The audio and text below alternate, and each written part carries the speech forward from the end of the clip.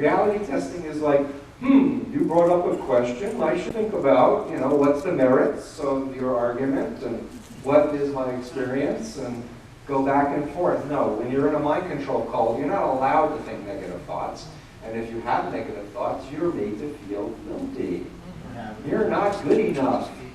If you really believed, if you really submitted, if you really overcame, if you really were devoted, if you really, pray harder. But the system is set up for you to stay dependent. Because if you do allow those thoughts, you'll leave.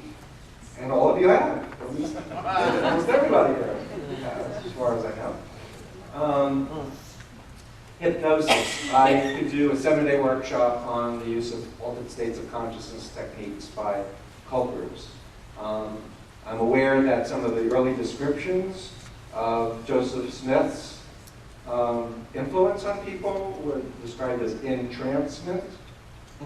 And one of the features of trance is what's referred to as hallucinations. And there are two categories of hallucinations in terms of the hypnotic literature: positive hallucinations and negative hallucinations. And very simply, positive hallucination, and I should say you can have a hallucination in any one of your 5 senses. It doesn't have to be visual. Positive hallucination is where, for example, visual, is where you see something there that isn't there. A negative hallucination is where you make it disappear. Something that's actually there, it blanks out. So, and hypnotic techniques like this are normal in people's sports experience, art, dance. I don't know any professional sports person that isn't trained to do positive hallucinations and negative hallucinations. Just to give an example, professional basketball player shooting a free throw, has 100 people waving and screaming, women showing their breasts. Someone who's a good free throw shooter doesn't see anything, doesn't hear anything. All they see is the ball going through the hoop. They are able to focus that intensely on the experience. And what happens, so trance is normal. When you drive long distances, it's like, where were those last 10 miles? Or you're reading a good book, or you movie, wow, where did the time go? It's normal. What happens with cults, though, is they do hypnotic prayers. At least in the Monies, we would pray really intensely. Oh, Heavenly Father, save me. I'm doing it as a little caricature on purpose because I don't want to freak anyone out. Especially ex-Moonies watching the tape. Heavenly Father, we are your children. Help us to overcome our selfishness, Father. Open up our hearts so that we really can know your truth and devote our, and go on and on and on and on. And what it does is, it gets people into an altered state of consciousness where their critical faculties are, and it's just going right in.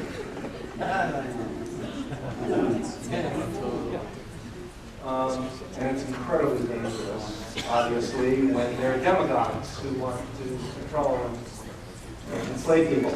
Emotional control, manipulate and narrow the range of people's feelings, makes persons feel that they've ever had problems. It's always their fault. It's never the group's fault. It's never the doctrine's fault. Your fault. Memorize this one, people. You loan somebody some money, they don't pay you back, you say, can I have it back? And they like, what's the matter with you? You don't trust me? And it's already your problem? It's like, beep, beep, beep, beep, beep. No, you promised if I gave you the money, you were going to pay me back. Let's keep, reality going here. Guilt, guilt, guilt, fear, fear, fear, fear, phobias, phobias, phobias, phobias, phobias, phobias, which I talked about,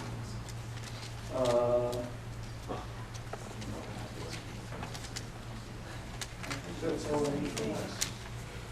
So, how am I doing on time? Yes, that would be great.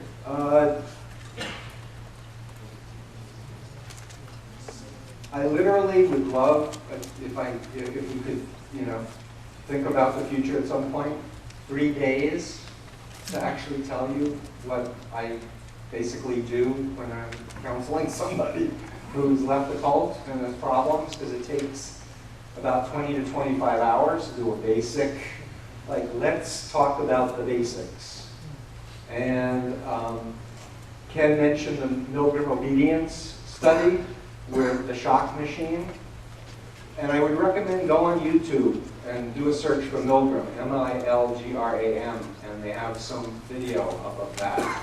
There was something called the Asch conformity study, A-S-C-H, Solomon Asch.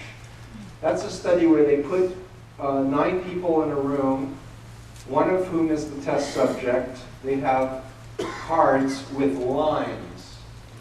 There's a sample line and then 3 choices of different sizes. And they go around the room, and people are in on the experiment. They start giving the wrong answer.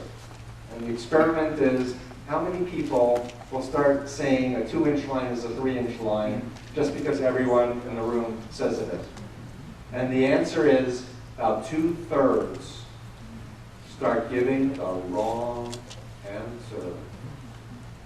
2/3 shock people to the point where they are fainted or dead because an authority figure says, you must continue.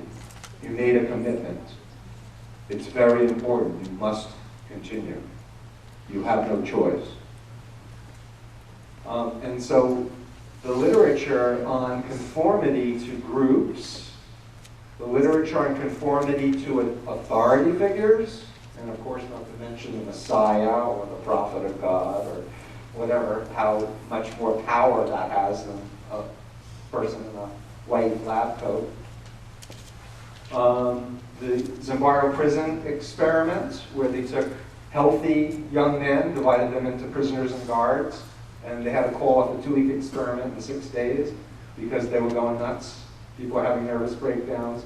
Guards were becoming sadists. Basically what happened at Abu Ghraib.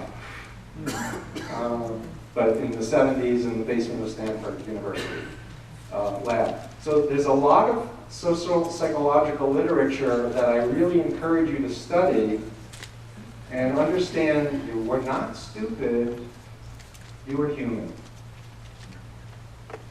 You were just doing the best you knew how to adapt to an incredibly dysfunctional reality.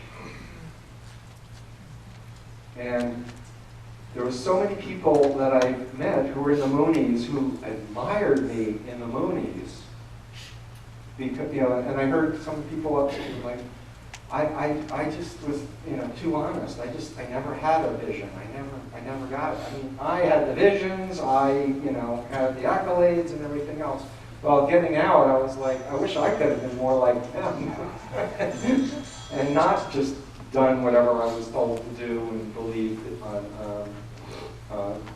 blindly. Well, I think what I'd like to do is say a couple of words about the strategic interaction approach and then open it to questions. This is so much more that I would like to share.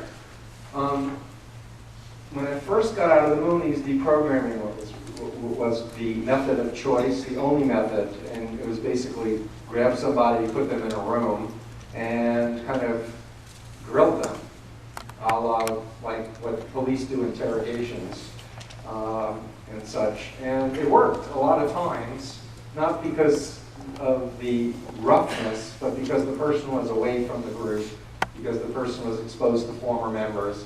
And by the way, former members are the antidote to phobia indoctrination. Because if members see ex-members happy and fulfilled and spiritual, it's like, whoop, a counterexample. Wait a minute. They were supposed to be drooling and insane and drug addict. suicide, robbing banks. So